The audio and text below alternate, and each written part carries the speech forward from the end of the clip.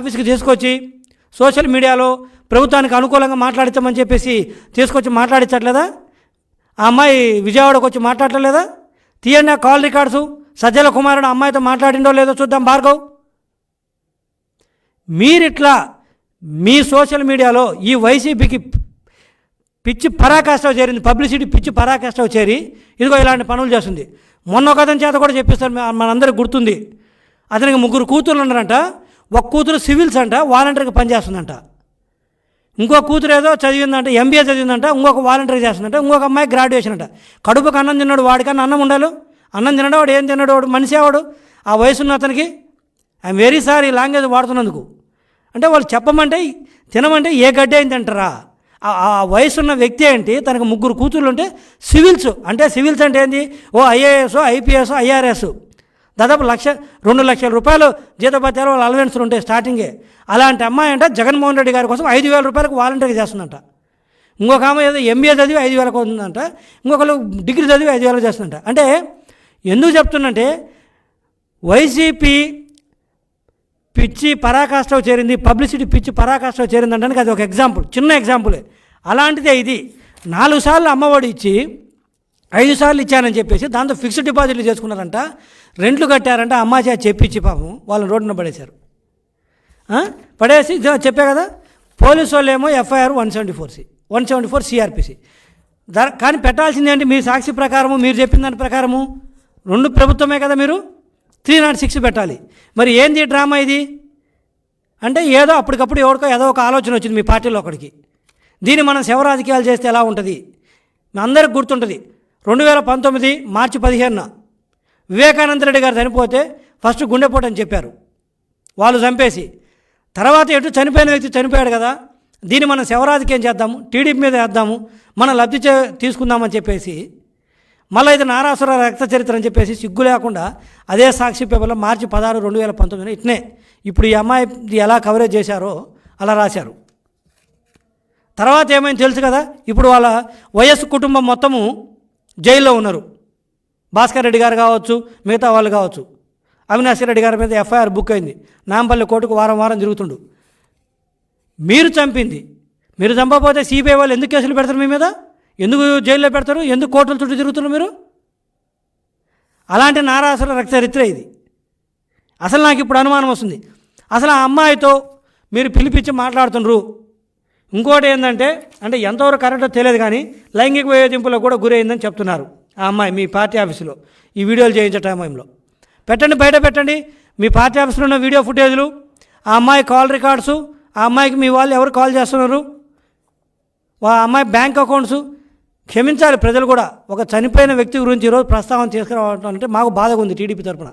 కానీ ఏం చేద్దాం, వీళ్ళు చేసే శవ రాజకీయాలకి, వాళ్ళు వేసే బురదకి మేము తుడుచుకోవాల్సిన పరిస్థితి వస్తుంది. ఆ నేపథ్యంలో చనిపోయిన వ్యక్తి ఆ అమ్మాయి శ్రీమతి గీతాంజలి గారి గురించి మాట్లాడాల్సి వస్తుంది. నిజంగా బాధాకరమే. ఇప్పుడు చనిపోయిన వ్యక్తి బ్యాంక్ అకౌంట్ డీటెయిల్స్ ఏమని అడగటం, మేము తనకు వచ్చిన కాల్ రికార్డ్స్, ఈ వైసీపీ సోషల్ మీడియా భార్గవ్ కావచ్చు, ఇంకొక వ్యక్తి నుంచి కావచ్చు వచ్చిన కాల్ రికార్డ్స్ అడగటం అంటే నిజంగా బాధాకరమే. కానీ ఏం చేద్దాం మరి, వీళ్ళు చేసిన పనికి మరి మా మీద బురదేస్తే కడుక్కునే నేపథ్యంలో కొన్ని ఇవన్నీ అడగాల్సిన అవసరం ఏర్పడి అడుగుతున్నాం తప్పితే ఒక చనిపోయిన వ్యక్తి గురించి మళ్ళా డీటెయిల్స్ అడిగి వారిని ఇంకొక బాధ పెట్టాలనే ఉద్దేశం మాది కాదు. క్లియర్గా నేను చెప్తున్నాను, మళ్ళొకసారి చెప్తున్నాను. ఇది సాక్షి పేపరు నిన్నటిది, అంటే నేను ఆన్లైన్లో రాశారు, ఈరోజు ఉదయం ప్రింట్ అయింది. ఇది నిన్నే ఎఫ్ఐఆర్ బుక్ అయింది. సాక్షి పేపర్లో ఏమో టీడీపీ జనసేన వాళ్ళు ప్రేరేపిస్తే చనిపోయిందని రాస్తారు. అదే ప్రభుత్వం సంబంధించిన పోలీస్ స్టేషన్లో ఎఫ్ఐఆర్ ఏమో 174 సిఆర్పిసి కింద ఎవరు ప్రేరేపించలేదు, ఎటువంటి నిందితులు దీన్ని వెనకలేరు, చావుకు కూడా కారణాలు తెలియదు, 174 సిఆర్పిసి కింద కేసు బుక్ చేస్తారు. చనిపోయిందేమో 7వ తేదీ, కేసు బుక్ అయింది నిన్న 11వ తేదీ. ఇది బుక్ అయిన తర్వాత ఇలా గుర్తొస్తుంది. ఎవరైనా కడుపుకు అన్నం తిన్నోళ్ళు ఉంటే నిజంగా వాళ్ళ పార్టీ సానుభూతి పర్వాలేదు కదా అమ్మాయి, వాళ్ళ కోసం అన్ని అబద్ధాలు చెప్పింది కదా వీడియోలు. భరోసా ఇచ్చారంట కుటుంబానికి. భరోసా ఇవ్వటం ఏంటి, నీ చేతిలో ప్రభుత్వం పెట్టుకొని ఆ అమ్మాయికి, ఆ కుటుంబాన్ని ఆదుకోవాలి కదా. 2 పిల్లలు ఉన్నారు, ఆ పిల్లల చదువులేంటి, వాళ్ళ కుటుంబ పరిస్థితి ఏంటి, పాపం బీసీ మహిళ అంట, ఏదో పేదరికంలో ఉన్న అమ్మాయి. మీరు ఆదుకోవాల్సింది పోయి భరోసా ఇచ్చేస్తారా? కానీ చావును మాత్రం శవ రాజకీయాలు చేస్తూ రాజకీయంగా వాడుకుంటారు, కానీ ఎటువంటి బెనిఫిట్ ఇవ్వరు అమ్మాయికి. ఎటువంటి లబ్ధి చేయకుండా భరోసా ఇస్తారంట. మీరు భరోసా ఇస్తారంటే వాళ్ళకి చేరుతుందా? ఎంత నీచానికి దిగజారంటే వైసీపీ ప్రతి అంశం ఇంతే. నేను ఒకటే కోరేది, ప్రజలను కూడా మిగతా వాళ్ళని కూడా కోరేది, ఈ స్థాయిలో వీళ్ళు శవ రాజకీయాలు చేస్తున్నారు. క్లియర్గా ఎఫ్ఐఆర్ కాపీ ఉంది కదా అది. రేపు నేను చెప్పేది ఒకటే, వైసీపీ శ్రేణులు కూడా మీరు జాగ్రత్తగా ఉండండి. ఎవరిని మిమ్మల్ని చంపి రేపు మా మీద వేయడం కోసం, టీడీపీ వాళ్ళ మీద వేయడం కోసము మిమ్మల్ని ఎవరిని చంపడానికి కూడా ఈ వైసీపీ వాళ్ళు వెనకాడరు. మీ చావుతోటి రాజకీయాలు చేయాలనుకుంటున్నారు. వీళ్ళ బతుకంతా రాజకీయాలంతా శవాలతోటి, చావులతోటే. 2019 వివేకానంద రెడ్డి గారి హత్య మనకు తెలిసిందే. పూర్తిగా వారి మరణాన్ని అడ్డం పెట్టుకొని రాజకీయాల లబ్ధి పొంది చివరికి వారు చనిపోయిన తర్వాత కూడా వారి వ్యక్తిత్వాన్ని కూడా చంపారు, మనందరికీ తెలుసు. వారికి అక్రమ సంబంధాలు పెట్టుకోవడం వల్ల వివేకానంద రెడ్డి గారిని వేరే వాళ్ళు వచ్చి చంపారని చెప్పేసి, తర్వాత వారు కూతురు శ్రీమతి సునీతారెడ్డి గారు మా తండ్రికి సావు కారణమైన వాళ్ళని శిక్షించాలని అడిగితే ఆవిడకు కూడా అక్రమ సంబంధాలు అంటగట్టి ఆవిడ వ్యక్తిత్వాన్ని కూడా నాశనం చేశారు. స్వయాన జగన్మోహన్ రెడ్డి గారు సొంత చెల్లెలు శ్రీమతి శర్మిలా గారు కూడా మా చిన్నాన్నని చంపింది ఎవరో కనుక్కోమంటే ఆమెను కూడా సోషల్ మీడియా వేదికగా ఏ స్థాయిలో దూషించారో మనందరికీ తెలుసు. సొంత చిన్నాన్న కూతురు శ్రీమతి సునీతారెడ్డిని, సొంత జగన్మోహన్ రెడ్డి గారి సొంత చెల్లెల్ని శ్రీమతి శర్మిలా గారిని వైసీపీ సోషల్ మీడియా ఏ స్థాయిలో నీచంగా మాట్లాడిందో ఆన్ రికార్డు ఉంది ఈరోజు. ఇదా నీచంగా మాట్లాడటం అనేది?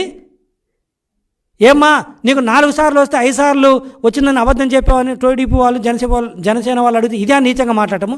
ఏదో 1-2 కమెంట్లు ఉన్నాయి కాదని ఎవడో చేసింది. కానీ social media, YCP organised social media, Sajjala Bhargav స్వయాన శ్రీమతి శర్మిలా గారి మీద ఏమని ట్రోల్ చేయించాడు సోషల్ మీడియాలో? ఈవిడ అసలు రాజశేఖర రెడ్డి గారికి పుట్టలేదు, అదే నీచము, ఇదే నీచము, 4 సార్లు వస్తే 5 సార్లు చెప్పామని చెప్పేసి అబద్ధాలు ఆడుతున్నామని అడిగింది. శ్రీమతి సునీతారెడ్డి గారు వారి తండ్రికి చనిపోయిన తండ్రికి తండ్రి చనిపోతే చంపిన వారిని శిక్షించమని అడిగితే ఆవిడ క్యారెక్టర్ని ఏ స్థాయిలో మీరు ఆవిడ అసాసినేషన్ చేశారో మీకు తెలియదా? అది జరిగింది వైసీపీ సోషల్ మీడియా ఆధ్వర్యంలో. అది కదా దుర్మార్గము, అది కదా అరాచకము. మీకు దమ్ముండే సాక్షిలో వాటి మీద డిబేట్స్ పెట్టండి. సిగ్గు లేకుండా సాక్షిలో ఆ అమ్మాయి ఎవరు, ప్రేమన ఎవరు యాంకరు కూర్చొని, పేరు గుర్తు రావట్లేదు, ఏం పేరు అమ్మాయి ఒకటి ఉంటుందండి, ఐ డ్రీమ్లో పనిచేస్తుంది, వచ్చి సాక్షిలో కూర్చొని పెడతాను డిబేట్స్. స్వప్న, ఏమ్మా స్వప్న గారు మీకు ఏమన్నా కొంచెమన్నా సిగ్గు అనేది ఉందా మీకు? ఐఎమ్ వెరీ సారీ ఈ పదం అడుగుతున్నందుకు. నీకు తెలియదా? నువ్వు నిజంగా పెడితే శ్రీమతి శర్మిలా గారిని, ఆవిడది ఆ ఛానలు, ఆ ఛానల్లో డబ్బులు తీసుకుంటూ ఆవిడ మీద ఆవిడ క్యారెక్టర్ని అసాసినేషన్ చేస్తే ఆవిడ రాజశేఖర రెడ్డి గారికి పుట్టలేదంటే దాని మీద పెట్టి నీకు చేతనైతే, నువ్వు ఆవిడ ఉప్పు తింటున్నావు అక్కడ జీతం తీసుకుంటూ, ఆవిడ క్యారెక్టర్ని చంపుతుంటే నువ్వు చేతనైతే డిబేట్ అక్కడ పెట్టు. శ్రీమతి సునీత గారి మీద తోటి మహిళ ఏ స్థాయిలో ఆవిడ మీద ఇదే సోషల్ మీడియా వైసీపీ వాళ్ళు కామెంట్ చేస్తుంటే దాని మీద పెట్టు. అంతేగాని మరీ దిగజారవద్దు. నీకంటూ ఒక విలువలు ఉన్నాయి, వారి నాలెడ్జబుల్ పర్సన్, మంచిగా మాట్లాడుతారు, మంచి నాలెడ్జ్ ఉంది మీకు.